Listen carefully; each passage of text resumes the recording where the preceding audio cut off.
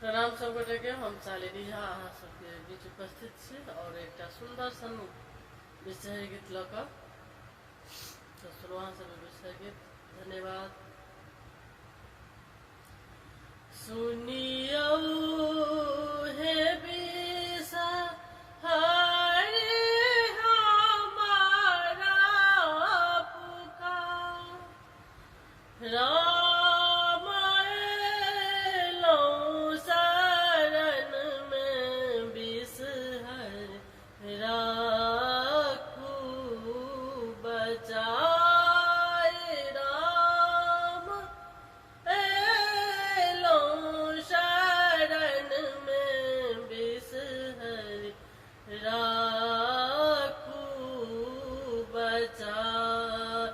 सुनियौ हे विषा हरि हमारा पुकार, राम एलौं शरण में बिसहर, राखू ने बचाए।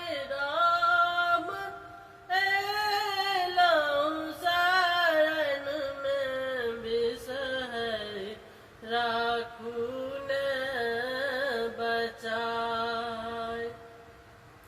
नहीं हम जनलौं बिसहर आहू के रे मान, राम आहू के रे मान।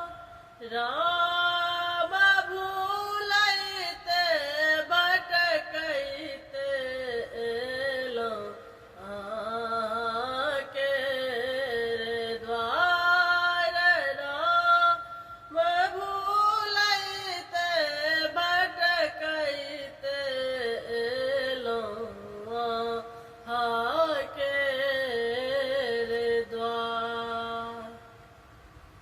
नहीं हम जानी बिसहर जापत पथ्यान, हे बिसहर जापत पथ्यान।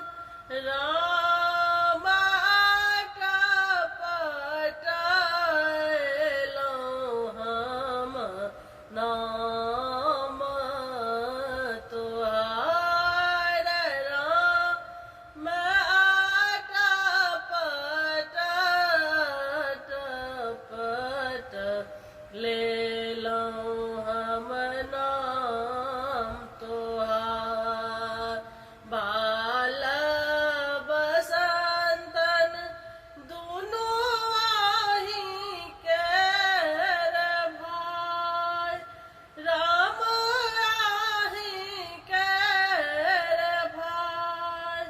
राम बिसहर के नाम छनि लीली सुकुमारी, राम बिसहर के नाम छनि लीली सुकुमार।